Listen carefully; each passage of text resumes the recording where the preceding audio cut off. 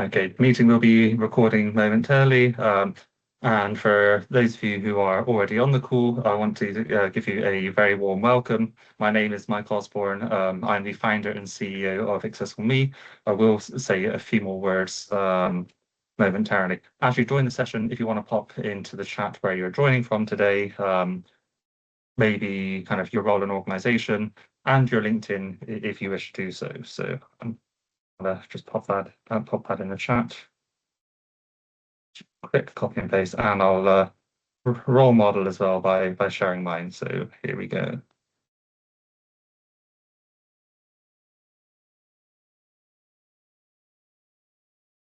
Okay, let's get started. As people join, we are expecting a couple more, but I don't want you to be waiting. If indeed you do join late, feel free to kind of go back to the video on replay, and you can catch in. So good morning. Hopefully I don't mispronounce this, but good morning, Sashita from India. Great to hear people joining from overseas, which is absolutely fantastic. Let's get started then. So good morning, everyone. My name is Mike Osborne. Today's webinar is 1 year after the European Accessibility Act. Have we built compliance or better still, have we built capability? The core theme of this is that the European Accessibility Act has given organisations the deadline. But the bigger question remaining just over a year on is whether it changed how we work or not. So before we dive into the nitty-gritty or the meat of the session, let's make sure the session is accessible for everyone and easy to follow. Captions are available. I'm not doing the traditional presenting PowerPoint and enabling live captions, but if you do need them, if you head towards the top right-hand side, click on those three dots that say more, head down to language and speech, and then show live captions. Hopefully that will allow you to follow along. And if you do want to speak at any point, if I could ask you to respectfully wait until you're invited and use that raise hand feature, which you might see towards the top, that hand that says raise. Wait to be invited to speak, and then please state your name before speaking. That way, if anybody is following along and can't see you, they understand that there's been a speaker change, and that will help them to follow along. Once you have spoken, if you could then mute again, that helps keep the recording fresh and makes the job at checking the captions and everything else a lot easier. So you'll be saving me quite a bit of work thereafter, and it'd be greatly appreciated. Now, I do want to set some clear expectations on what today will and won't cover.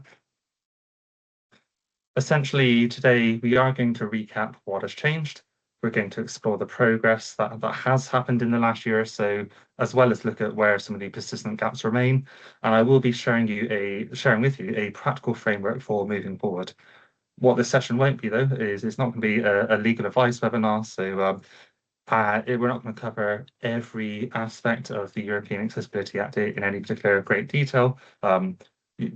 You can use AI for doing these kind of summaries, and there's been plenty of webinars on those.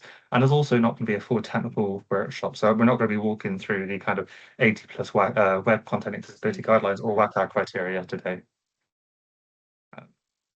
Just going to check. Just going to mute us and check that we're all aligned. So for a very brief reminder for those I haven't met yet, many of which I am. My name is Mike Osborne. I'm the founder and CEO of Accessible Me.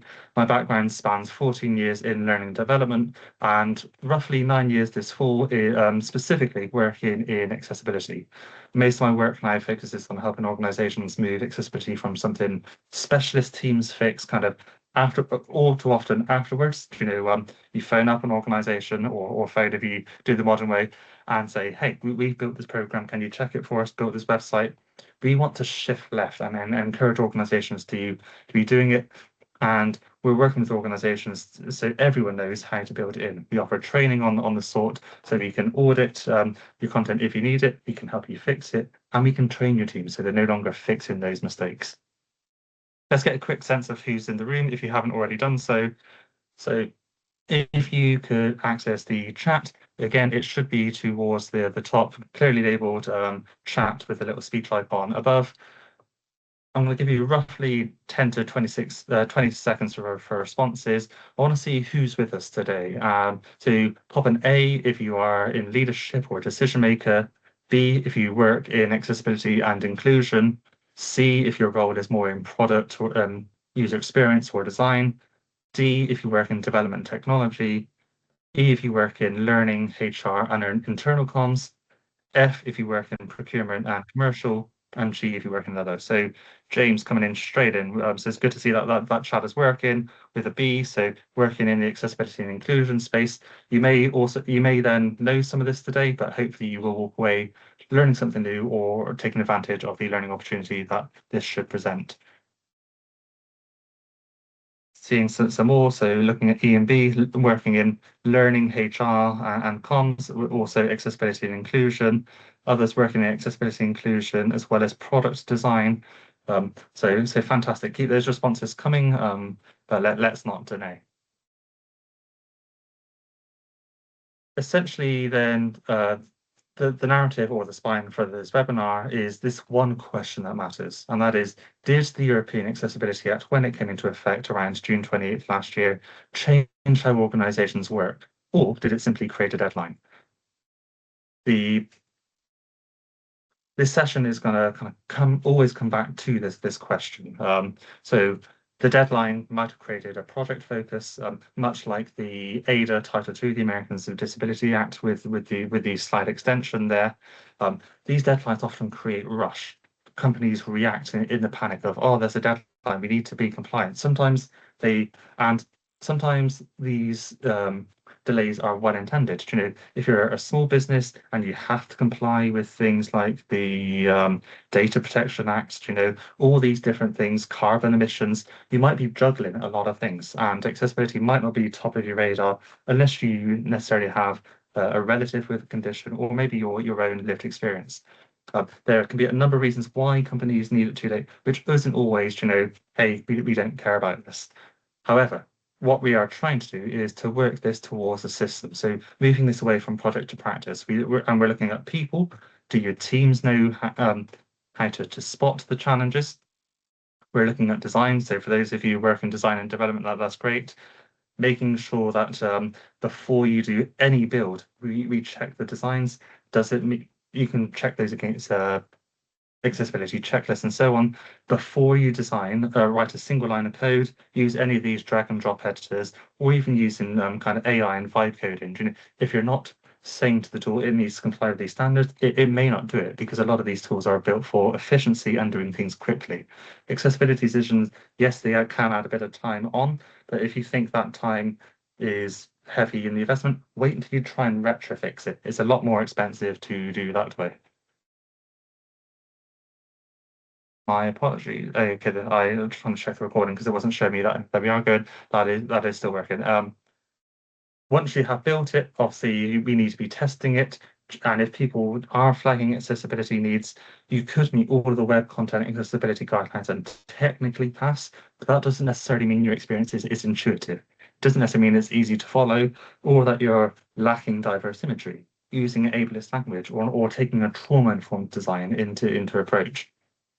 You'll find a lot of this comes through feedback. So if you check any kind of feedback forms to say, hey, how was your experience? Let us know.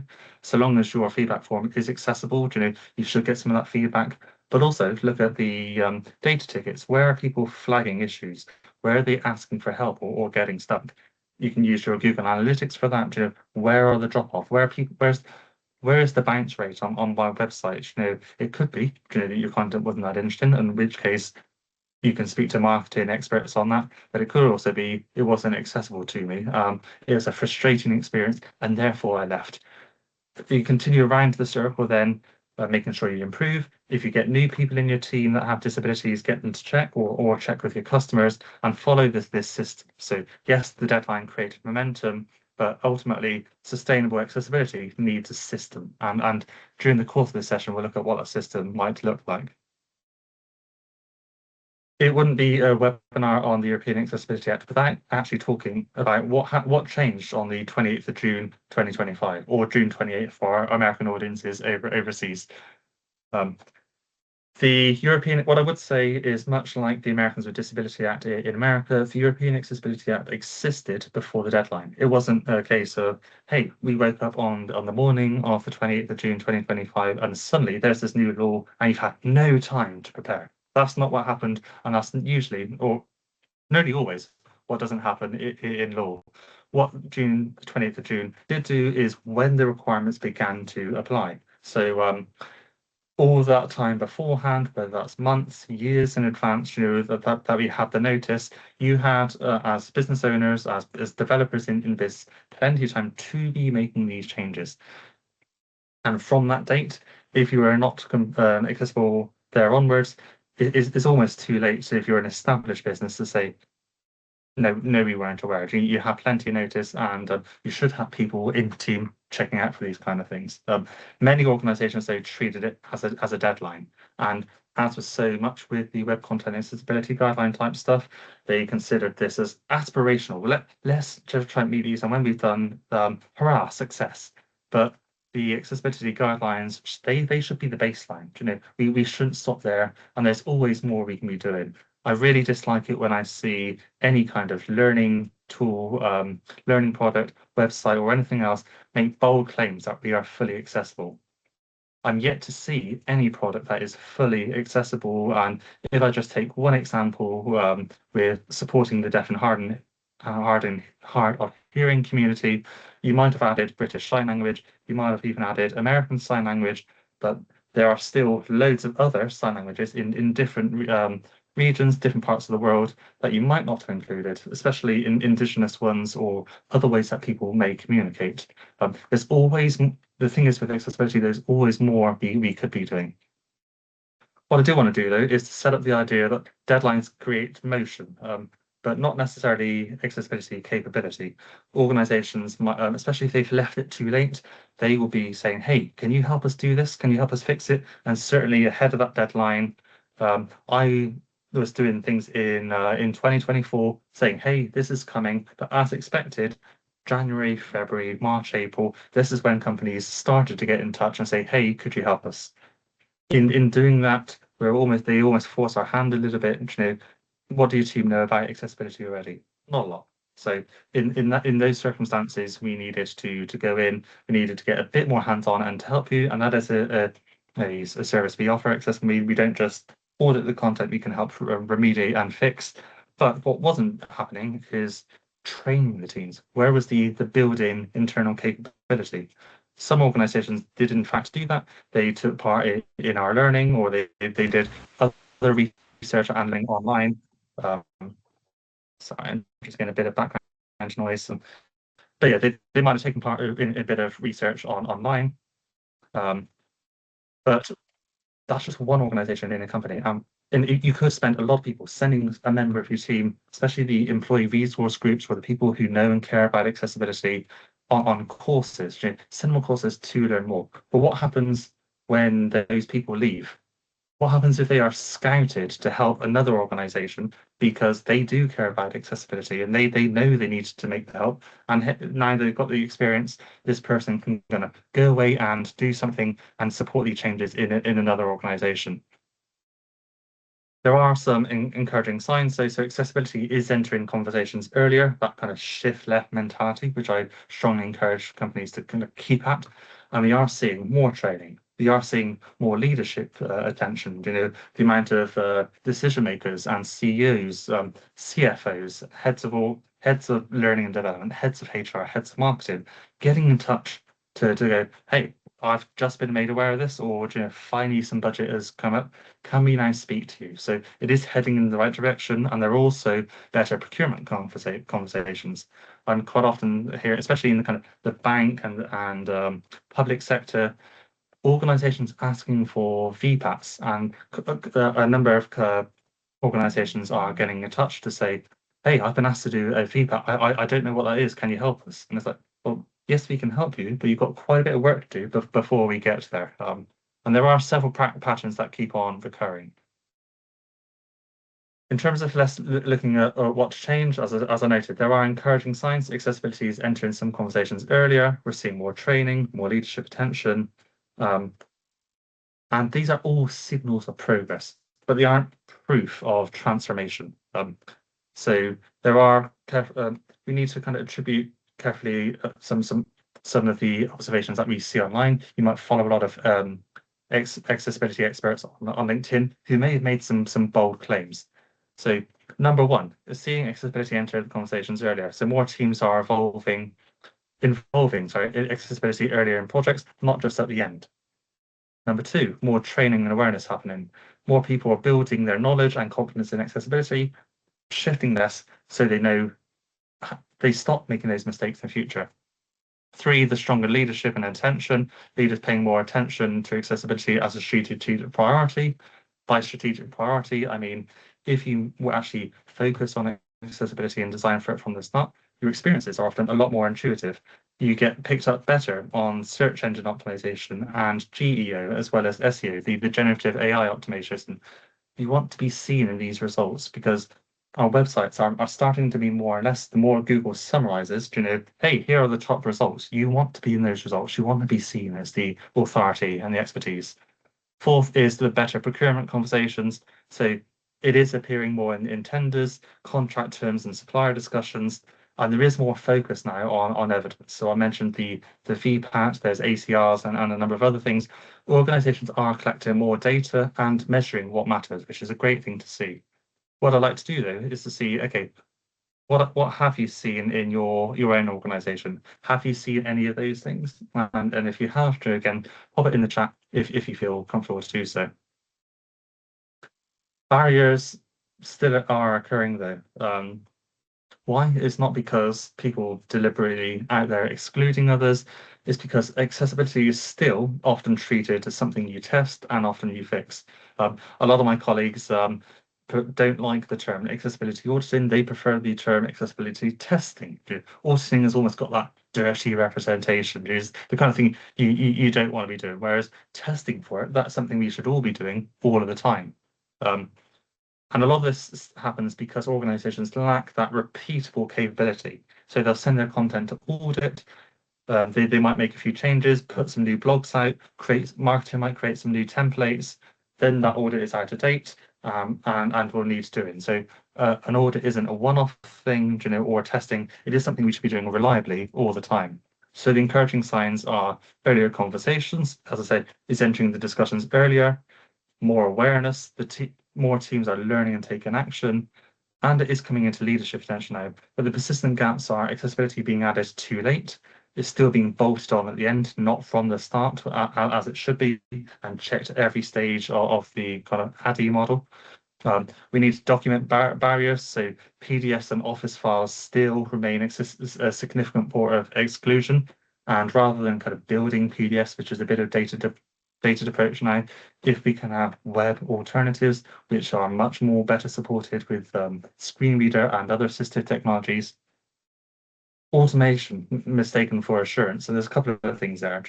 These automated checks online, you might pass a load of all those automated checks and get the kind of thumbs up, but unless you're doing those manual checks, you might be missing a couple of mistakes. There's also these features like the accessibility toolbars, which are in particularly very bad at kind of fixing things. And if you've simply installed an accessibility toolbar to your website and assumes that's going to fix everything and make you compliant, I've got a news flash, it doesn't. And there are several cases, I think in France and a number of other places, where you can absolutely still be sued and face legal implications if you're simply going down the toolbar route rather than making the actual changes needed to make your content more inclusive. So I really do want to stress the impact. There's impact on timing, impact on process, impact on confidence, and impact on inclusion. And each of these are things that we can improve. By training your team, they will know to take action sooner. They will know how to take action, and you can improve processes. So if you get your templates right, you're not pushing out a lot of things which follow that same broken template. If you know you're starting with an accessible template, guess what? You can improve confidence. And all of these things are little baby steps towards a more inclusive place. One of the biggest misunderstandings that I find, though, is that this sits right sits in the middle of that list, and that's the automation one. So as I've noted already, automated measurement can provide useful signals. Yes, automation does help, but it doesn't give you the whole answer. It never has done, and even with AI, I still believe it never will. I want to kind of emphasize the nuance here. You know, I am not being anti-automation. We do use automated tools, especially around quoting. Is this likely to be a big job? Is it going to be a small job? If it's a small job, we can quote lower. If it looks like a big job, obviously you will quote accordingly. But what it is anti-false reassurance. I don't want you saying using these online checkers, online tools, especially the AI ones, and go, we've got nothing to worry about. We're not going to get sued. Everything's fine to do because I want to liken that to the meme many of you might have seen with that dog in the kind of all the fire all around it. Everything's fine. No, it's not. There could be a lot going on in the background. Tools, they can help you find patterns and recurring defects, but they alone can't tell you whether a person can complete the journey successfully. And even if you meet all of the web content accessibility guideline criteria, there's still other things you need to consider, like COGA, the cognitive accessibility guidelines. You know, thankfully, unlike the kind of 80-odd WCAG guidelines, with COGA, there are only 8. Not 5. I don't know why I held up the one hand there. There are 8 criteria. They're not enforced in law. So the European Accessibility Act and ADA, Australian laws, they often point to the WCAG 2.2 level AA. Largely because they are subjective. You know, what works for one person might not work for another. Is it intuitive? Are people losing out? It could technically pass the guidelines, but if it's still a confusing user experience, it's still going to cause problems. So my guidelines here are to use automation as a signal, not the whole answer. So scan, yes, classify your findings, put them into useful lists. How often is this coming up? You might also group them by these are visual concerns, hearing concerns, mobility concerns, cognitive concerns, and so on and so forth. Do make sure though you are doing that human review. Validate what you find on the human test. Is this true? But go beyond that as well. Use that as evidence and always keep on learning. Which brings us to a phrase that I think a lot of organizations need to use to hear a lot more often.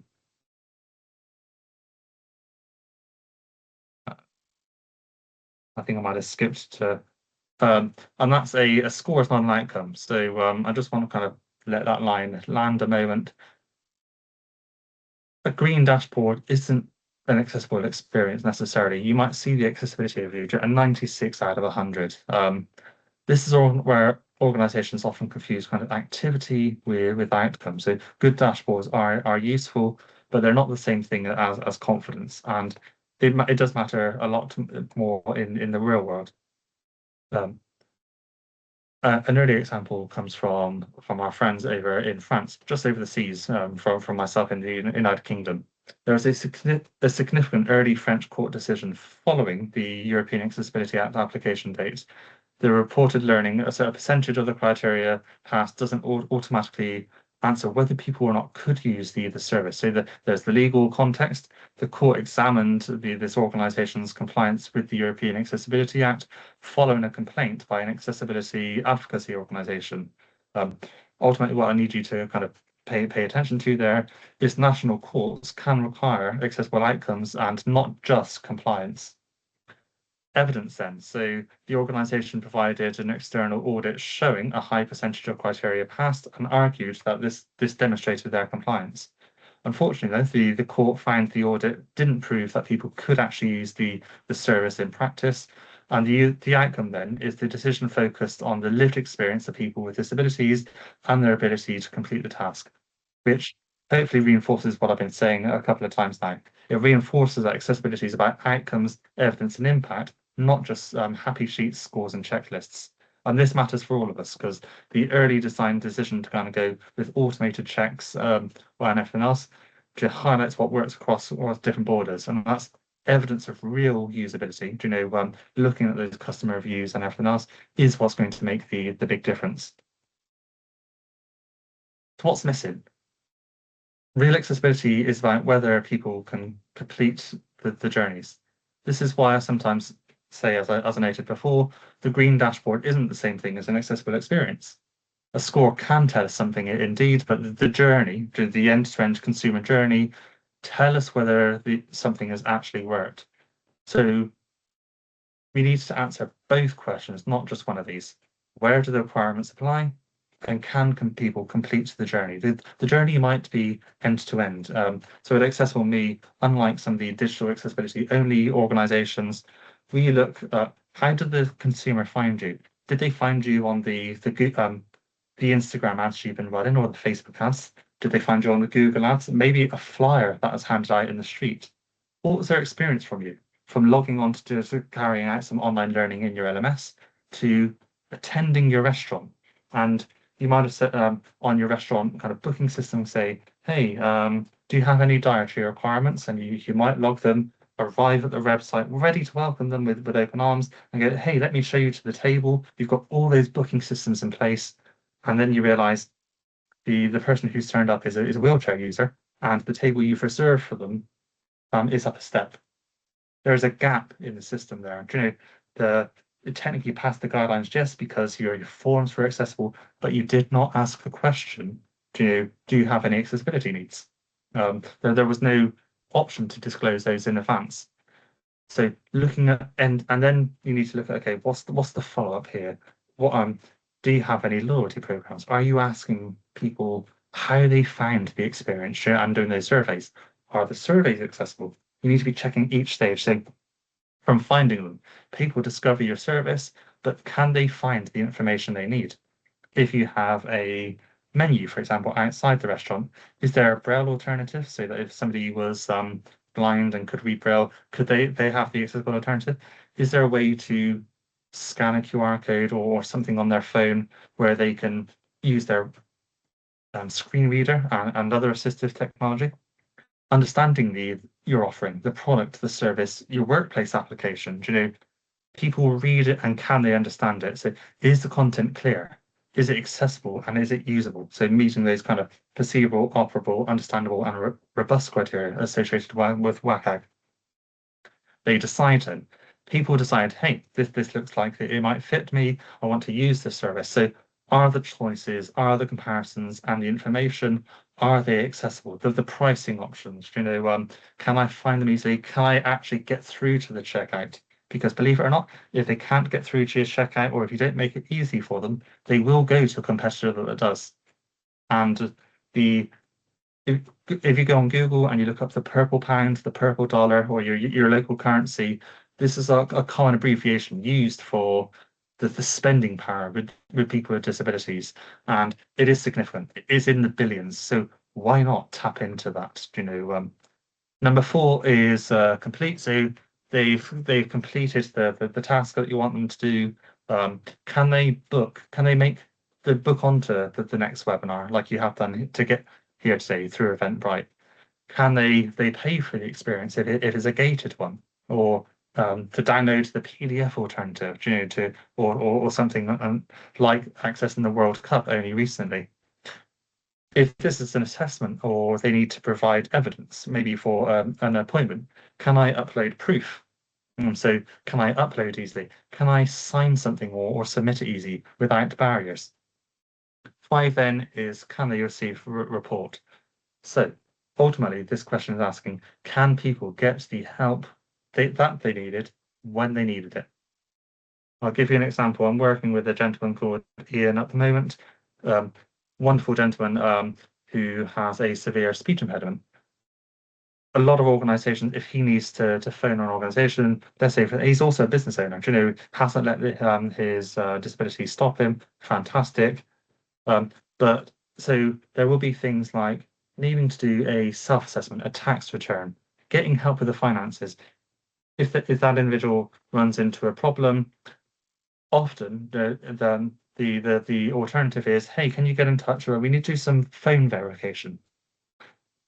ultimately, if this individual has a severe speech impediment, or it's not really a fair experience. If they phone and they say, actually, I can see this issue here, but I do need that voice authorization and everything else. If we're putting blockers up, and there is no alternative to go, hey, I can send you my ID. Can we jump on a video call, please? Can we have a text alternative chat?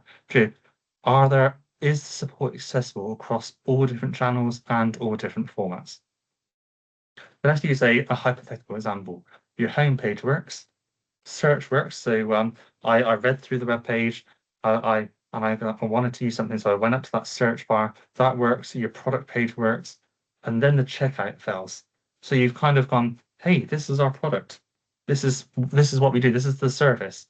Do you want to do it? Yeah, that sounds fantastic. They tried it, and then something prevents them from checking it. Maybe it's multi-factor authentication. Maybe it's capture. It could be a number of things that are interrupting the journey. Maybe it's the reading order. You've had one of those helpful little robots which say, "Hey, how can I support you?" That's now taken the keyboard focus and has skipped all of that useful content that came before it. There's a number of reasons why the checkout might fail. Customers then they care about completing the journey, not your score. So it's all good saying, "Hey, we passed the audit, aren't we fantastic?" They don't care about that. They want to know, does your product and service help me, and can I actually buy it? So there's a lot of reasons here. So abandonment, are people abandoning the cart just because it's too expensive, or they're looking for alternatives, or could they not complete the process because the barriers you put in there? Look at the support requests. If there are a number of people reporting the same challenges, don't ignore that information. It's useful because if you can fix that and demonstrate that, you can turn these people into advocates. Hey, we heard you, and I'm sorry you had that terrible experience with us. We really prioritize the fix. Please come back and we'll give you some kind of discount, or you can actually we fixed the problem. We've heard you. We value. It makes people feel seen. That might in turn increase satisfaction and build trust. We are an organization that is seen to be doing different, not, hey, I complained about this last year. You've done nothing. You've lost my trust. Even if you do it in future, are you really going to take my journey that seriously? I don't know. So when accessibility is left late, the cost is also much bigger than teams seem to realize. So why does this matter then commercially? This is commercially important because it moves away from this is morally the right thing to do. A lot of us who commented, hey, we are working accessibility, you do this. A lot of us do this because we feel it's the right thing to do. Yeah. Feel free to give me the thumbs up reaction or to comment yes in chat if you wish to do so. Late accessibility nearly always costs more. The moment you go from design to development, it goes up by about 6 times. If it goes up to release and you have to do recalls, it goes up a lot earlier. So these costs are exponential. So on the screen, for those that can't see, I have a chart. On the left axis going up, we have cost and effort. On the right axis, we have, the kind of the time that it takes for the product timeline. So if you start on the left chunk, early design, yes, the cost and effort might be similar. If you fix later and build versus build in early, but it's soon going to start splitting. Once you get to the build space, those costs are already higher. At the testing stage, this is where it's skyrocketed. You've left it too late. Had you have just put it on the design list to say we need to consider these kind of things, we want to test the personas with these guidelines. If there's something you didn't scope for, changing the contrast, checking your thing works with reflow or in dark mode on our phones. If you've missed some of those and you didn't put it in the scope, the developers are quite rightly going to charge you a lot more. This then comes into kind of quality, it comes into rework, delivery, procurement, and also the customer experience. So when accessibility is late, your team, your organization are effectively paying twice. So there's a bit of a rework loop here. You build it, you audit it, you find the issues, you fix the issues, you ship it out, and in fixing those issues, you may even introduce new issues, but you didn't retest at that stage. You simply fixed them, and then you're back at that auditing saying again. You find new issues, and you're going through that system. The expensive part isn't only finding the accessibility problems. The expensive part is repeatedly paying for kind of rediscovering the same problems your organization already knew how to prevent. If you did an audit last year and you haven't actually made the changes and the time is up for renewal and you kind of going into this, there's some inaccessibility in there. It's a bit like taking your car to an MOT when you know you've got a nail in the tire, that your cam belt's already worn, and that your tires are at legal tread depth. If you know those things are there and haven't fixed it, you're wasting your time. So then, how do organisations move beyond this? We need to look at how to stop the barriers coming back, and there are 5 stages. Stage number 1 is kind of accessibility as an event. From the kind of project thinking asks, have we fixed all the issues? To go in, how do we stop the barriers coming back? The shift from deadline response to repeatable capability comes from looking at the project basis, the one-off reactive deadline-driven tasks such as governance. You set it up for the project at the start. You mean well. There are roles, the ad hoc type roles, the time-limited roles. How long do we actually have to spend on this? Skills, you're bringing in the skills as needed. Procurement, so the one-off BIOS. You might look at does the tool like Articulate Rise or anything else, do they allow us to create accessible content? It might be Wix, it might be WordPress, all of these things. They will all claim you can build accessible content using our tools. But just because the tool allows you to, it doesn't mean that it's automatic. You still have to know what you're doing when you're using these and evidence in them. So reporting from kind of close to the project. There's also accessibility as remediation. So, we know it's there, we'll get it fixed, and we'll pay for the fixes.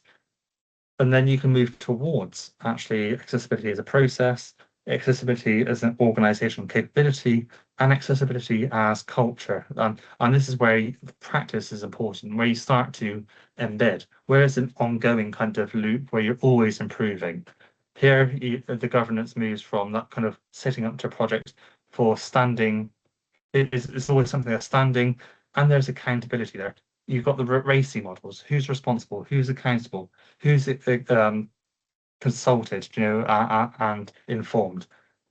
The roles are clear. I know what my role is.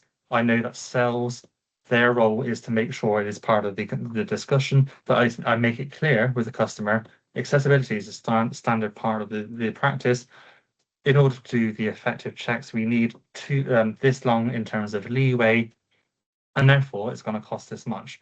So no, I can't take on this last minute request of delivering the project in 3 days' time, because there simply isn't long enough, and we will not cut corners in order to meet your needs.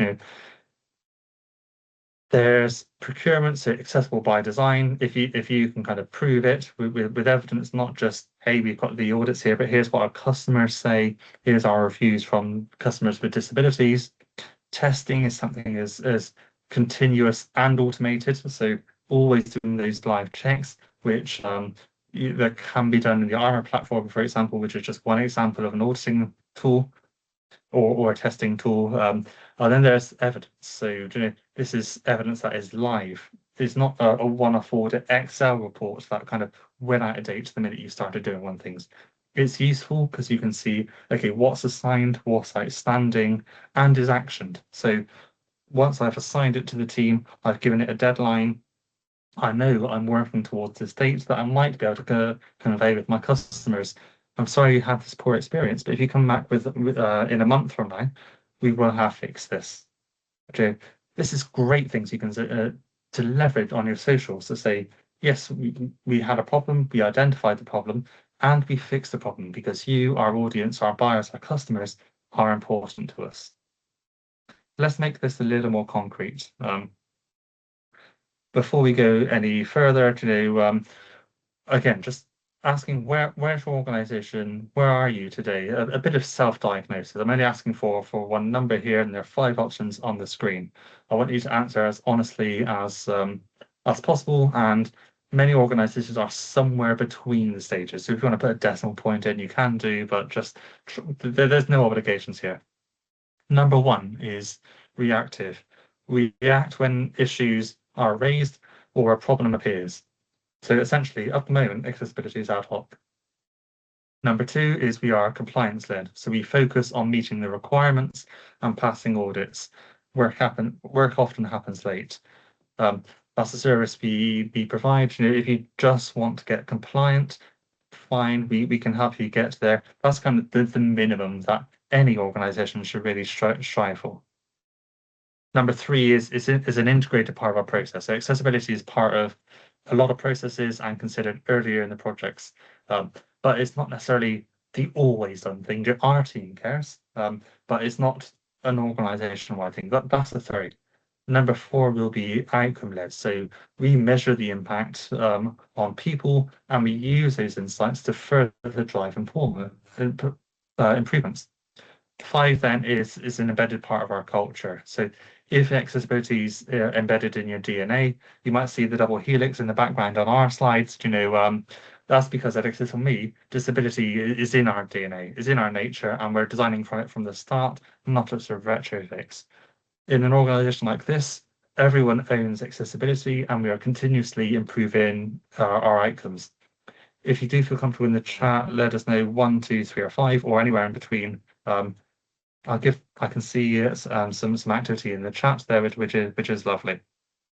This is a little bit of a self-diagnosis moment. So if you're watching on YouTube on demand, or if you're kind of listening in and you prefer not to put it in the chat, maybe make a note on a piece of paper or your favorite note-taking app. However you're doing this, that's absolutely fine. So Danielle, fantastic. A 4 to a 5. So somewhere between that outcome-led and as a culture. I'm yet to see many organizations, especially the larger ones, who can confidently say is an embedded part of our culture, because as with any organization, there might be staff turnover, people join, people leave for a variety of reasons. It might be you have hired people who really care, but there's this fantastic sales individual that we hired who doesn't know it yet, and something like the knowledge we have in the organization is always going to change. It could be your advocates are sick and on leave. There's a number of things where many organizations, they might reach a 5, but what I would say is a 5 is probably only ever a temporary state of play. You might be somewhere between one of these, and it might fluctuate. But essentially, you've done the thinking there. You kind of know where we are, and essentially, this is good. If you know where you are, you can kind of get an idea of what you need to do next. And this is where the awareness piece alone is not enough. So what do we actually need to build? Hopefully my slide is going to move on. Here we go. So what does good look like? I like to kind of give an analogy, a bit of analogy, that training gives people torches. Leadership is what provides the lighthouse. Sustainable accessibility, it needs more than either one of these alone. So awareness, doing these awareness workshops, awareness days, attending webinars like this, that's fantastic for kind of getting you people aware they need to do something, aware of the European Accessibility Act, aware of the ADA, and the awareness can help equip people. But you still need that leadership buy-in, and it's the leadership that provides the direction, the steadiness, and the consistency. So the lighthouse in this example, it doesn't do the walking for the people. You can provide the lighthouse might provide the tools, the templates and all these different things, but you still need your individuals to kind of go out and light the darker patches, so to speak. The lighthouse does the walking for the people, it helps people navigate, but accessibility needs both local action and organizational direction. So if you want to build it in, what actually happens has to be in place. Well, number one is leadership. You need visible sponsorship and direction. A lot of people who approach Accessible Me, they are middle managers who really do care about accessibility. They want to make a difference, but they still need to convince leadership why they need to put some money to spend on this. Or they have teams of people who are like, we're already busy. Why are you asking us to do all these things? If you can get that leadership sponsorship at the top to say, no, this is going to be a game changer for us. If we can tap into that kind of 20% of the population that have some kind of disability, that is a game changer for us. It's going to come down to governance, so clear ownership and decisions. We know who owns the tasks and what decisions that need to be made. But having leadership, having governance is only kind of two parts to this. Do people have the skill sets? So awareness is great. I know I need to do something, but I don't know how to do it. This is where capability comes in. So do people have the skills? Delivery, so can they design? Can they buy in content? Do we have development processes and procurement workflows to help us deliver on our accessibility promises? Are we designing from the start? Assurances, so testing, these are things that I mentioned from the start. These might be automated. They should involve manual checks as well. Making sure that we are checking with lived experience. So are people with disabilities involved?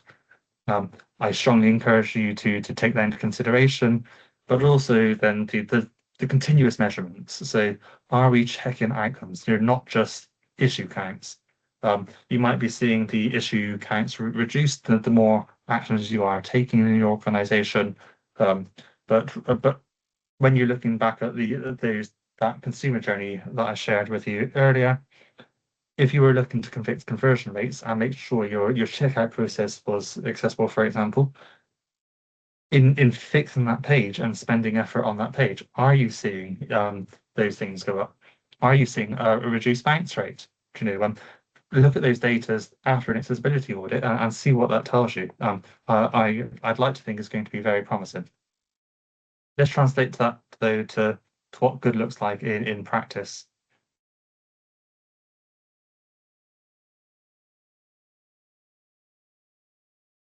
Just to kind of give you some quick guidelines here. So before we look at what good looks like in practice, I know I'm kind of back a slide here.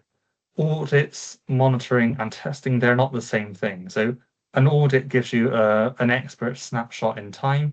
It kind of goes, yeah, this is where you are on the 28th of July, 2026.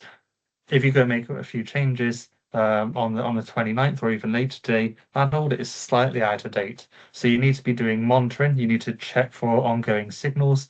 You might do these automated checks and see you're going in the right direction. You might also do social listening, on tools. It might be on Glassdoor if you're doing this for workplace accessibility. It might be on Trustpilot if you're looking or Google reviews, Facebook reviews if you're delivering a product or service.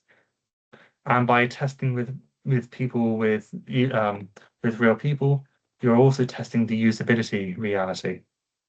And a couple of the metrics kind of beyond the issue counts of which matter. There's task completions, so can people do what they need? Are there fewer support tickets? Is there less abandonment on the checkouts on your website in general?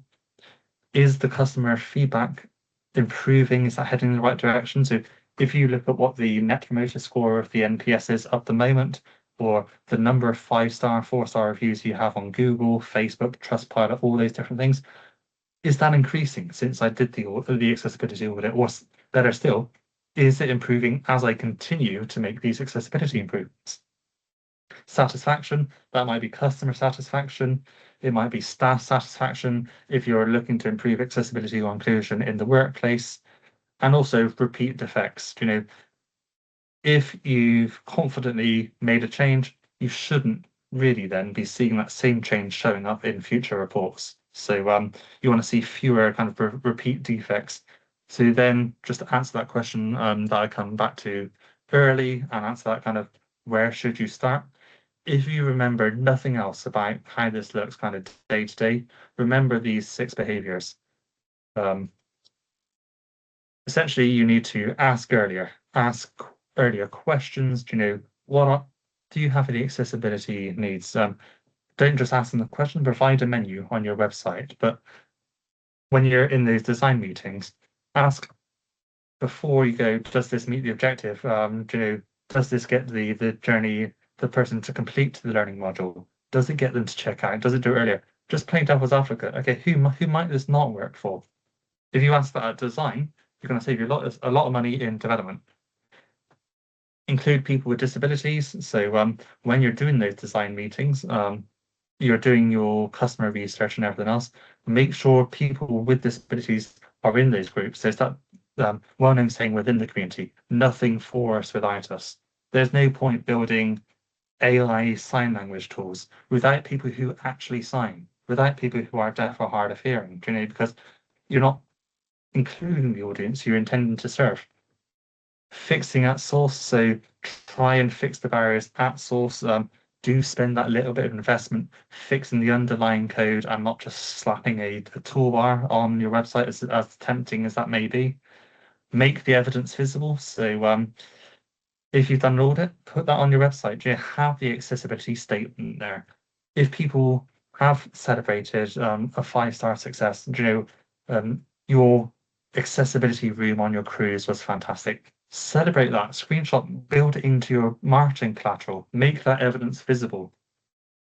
Give your teams the skills to act.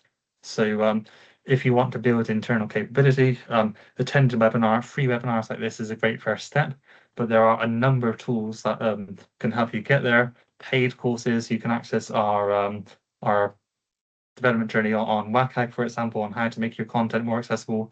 You can look at our learning portfolio if you want to see how to do this in Evolve or Articulate Rise and so on and so forth. And you need to keep checking. So after you've launched something, or just keep on doing those checks. Keep asking your audience, is this accessible? Have you spotted any gaps? And what I'm hoping to reinforce here is that accessibility becomes more sustainable when it's embedded in quality, not treated as an exception. And if your organization can't fix everything at once, you might be thinking, okay, well, where do I start here? The main thing you need to do is just don't panic. You might be thinking, oh, this is the first time I've heard the European Accessibility Act, and we're a year late, and the Americans with Disability Act is coming into effect in the next year. You might go on WCAG and see the kind of all of the guidelines which you should be meeting, and you're not there yet. Rather than panicking, start to prioritize. So be realistic. Not everything can be fixed at once. But organizations that you can prioritize by, okay, the user impact, the business critical journeys, the recurrence, and prevention. So if I give you a couple of examples here, if I run a hotel and it's a deaf-friendly hotel, so I I build my USP around kind of providing British Sign Language, American Sign Language, uh, voice to text so that people can follow along in other ways. I might not need to kind of major on supporting people with speech impediments or other conditions, because will they be, if I've marketed myself as the most inclusive, deaf and friendly resort, it's likely to invite families or people that are deaf and maybe not other areas. That's not to say these things are more important than supporting the individual who has the speech impediment. So if I build these tools which are voice-only activation, kind of voice input things like Echo devices, Google speakers, and so on and so forth, there needs to be alternatives in there. Essentially, if you look at your data, look at the poor NPS feedback, especially from people with disabilities, if you have that information, look at the number of tickets you're getting. If you know that actually increasing the fonts and using better colors is going to make a big difference. Do that because it's going to impact the most people. Then look at the business critical user journeys. So can they actually check out on the website? Can they book onto your course? Do you know, all of these things are important, perhaps more important than learning about you or do you know, the about us section on the website. Look at the recurrence. So how often is this actually happening? If it's rare versus something that's actually happening quite a lot, fix the things that are happening often. Do you know, because if you can do that and you can get people to the end of the journey, guess what? You've made more money, which is going to fund those other things. Then turn it into prevention. So once I fixed a lot of the things, I've met the criteria, and now I'm up to that benchmark that we should have been earlier. We can put the prevention in place to stop it becoming. So just throwing this out to my audience now, do you know, is the biggest constraint, in your opinion, leadership? Is it skills? Is it process? Is it procurement, testing, or evidence? The answer to this is going to be different for every organization. And that's kind of one of the reasons why we created a scorecard, which we can share with you if you get in touch after the webinar. So the final pulse check before kind of we show you the next step is just to think about which of these feel hardest right now. One of the things that if you are interested and want to find out and kind of about how we can help you or find out where your organization is at, we do have a scorecard, and this is the natural next step ultimately. Do you know, what we're not offering here is a kind of a free bespoke consultancy, and we're not kind of claiming it is. We've created this to help organizations understand where they are at and what to prioritize next. Do you know, and if you'd like to kind of we can send that to you as a follow-up. And what we will do in a kind of a 15-minute chat or something to that effect is to help you identify what that next step is. If you're a 0 and you're yet to take your first step, that's fine. We can help you what you need to do. If you want to get from that 4 to the 5, we can help with that strategic level consultancy as well. Just to as we do have the last couple of minutes for Q&A. If you do have questions, please do feel free to use that raised hand feature, and I can invite you to come off mute if you wish to speak. If you do have questions, please do pop them in the chat if you prefer just to speak that way. Whether you want to raise your hand or use the chat, either of those is fine. Just a reminder, if you are kind of speaking, then please use that raise hand feature and speak your name first. And I would try and keep my responses concise and useful. If you're worried about time and you have a question which you'd rather not asking open public, that's also fine. DM me on LinkedIn or go on our website and use the contact us form. We will get back to you as soon as possible. As we close, though, just because I can see not too many questions in the chat at the moment, and that's absolutely fine. That may be a time thing or anything else. I want to just leave you with the key message from today. And that is ultimately to build it in and to not bolt it on. Accessibility cannot live only in an audit, or a dashboard for that matter, do you know, or any individual specialist. So there's no good going to the one person who deeply cares about accessibility in an organization because they are colorblind, because they will put their bias forward. Do you know, any individual may, or if that specialist is in a meeting when the audit person comes in, or the person who's phoning needs help on the website, you know, it needs to rely on multiple shoulders, not just the one individual in the organization. Because what happens when that person's sick? What happens when that person takes the annual leave that they are entitled to? It has to live in the decision that creates the experience. So think about the attendees on, you know, on our webinars, on our courses, the visitors on your website, and everything to that effect. Just you think about it. Ultimately, the European Accessibility Act, they've given us a deadline. We're a year after that deadline now, and the Americans with Disability Act deadline, that's coming very soon as well. The deadline is here. The next challenge is to build that capability. accessibility isn't just good practice, it's how we build better experiences for everyone, not just people with disabilities, but generative AI tools as well. All of these things need your content to be accessible because it can't see it, it can't hear it. So make sure you're providing your alt text on your images, the transcripts on your video, because it really will make a difference. Whether you have joined us here today live, I want to kind of thank you for doing so. If you're watching this on YouTube or another platform as well, again, thank you for giving up near an hour of your time to join us. It really is appreciated. And just a reminder, if you want to follow up, do use the claim. If you want us to get in touch, and we can absolutely reach out. We can have a short 50-minute call.